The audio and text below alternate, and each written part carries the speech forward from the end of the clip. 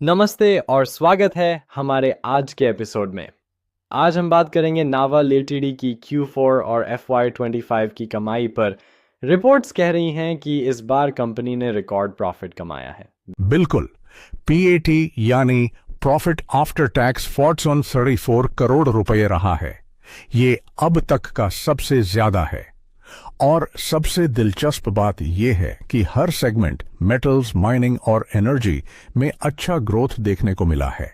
और जो फेरो alloy business है उसमें भी टर्न अराउंड हुआ है। क्या तुम मानते हो कि ये सस्टेनेबल है या एक बार की बात हो सकती है? देखो, इनका कहना है कि उन्होंने अब प्रोडक्ट डाइवर्सिफिकेशन किया है, जैसे जापान के मार्केट पर ज्यादा फोकस। अगर ऐसा है तो ये टर्न अराउंड टिक सकता है, लेकिन फेरो एलॉय मार्केट काफी वॉलेटाइल रहता है।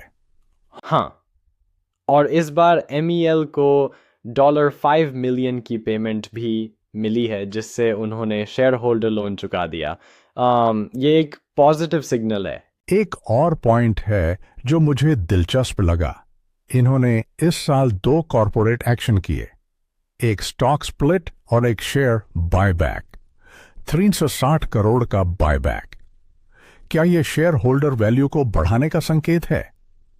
हाँ, और इसी के साथ डिविडेंड डिस्ट्रीब्यूशन भी अच्छा रखा है। साफ है कि कंपनी अपनी बैलेंस शीट को मजबूत रखने के साथ साथ शेयर होल्डर्स का ध्यान भी रख रही है। वैसे क्या तुमने देखा कि उनका नेट डेट बहुत कम है? सिर्फ $100 मिलियन, और वो भी फेज 2 के पावर प्रोजेक्ट के लिए, जो नॉन रिकोर्स है। सही कहा। और उनके पास नए प्रोजेक्ट्स भी लाइन में हैं। माम्बा सोलर, नावा एवोकाडो और खावा शुगर। सोलर प्लांट तो जुलाई 2026 तक चालू हो जाएगा। और एवोकाडो से पहली कॉमर्शियल फसल भी इस साल के अंत तक आने की उम्मीद है। वैसे थोड़ा अजीब भी लगता है कि एक मेटल्स और एनर्जी कंपनी अब एवोकाडो उगाने में लग गई है। हाँ, सही कहा। लेकिन डाइवर्सिफिकेशन कभी कभी लॉन्ग टर्म में काम आता है। वैसे उन्होंने ज़ाम्बिया में 300 मेगावाट थर्मल प्लांट के फेज 2 पर भी काम चालू रखा है। और PLF यानी प्लांट लॉट फैक्टर बढ़ाने के लिए उन्होंने ओरिसा प्लांट को IP मॉडल में कन्वर्ट कर लिया है। इससे ऑपरेशनल एफिशिएंसी भी बढ़ेगी। एक और बात जो इन्वेस्टर्स ने पूछी, लिथियम माइनिंग पर क्या अपडेट है? ज़ाम्बिया में 11,000 हेक्टेयर की एक्सप्लोरेशन चल रही है, लेकिन अभी कुछ फाइनल नहीं है। हाँ, ये अब भी बहुत शुरुआती स्टेज पर है, लेकिन अगर वहां से कुछ निकलता है तो ये कंपनी की ग्रोथ स्टोरी को एक नया एंगल दे सकता है।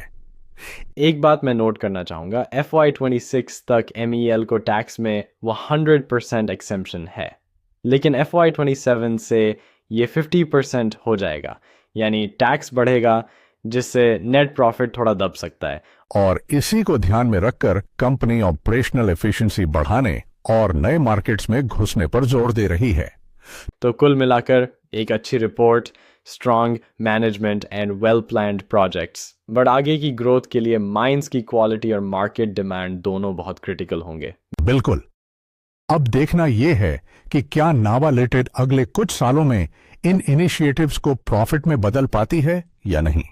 तो दोस्तों, ये था आज का एपिसोड नावा लिमिटेड की Q4 FY25 अर्निंग्स पर। हमें उम्मीद है कि आपको यह चर्चा पसंद आई होगी। अगली बार फिर मिलेंगे किसी नई कंपनी, नई कमाई और नई कहानी के साथ। तब तक के लिए नमस्कार।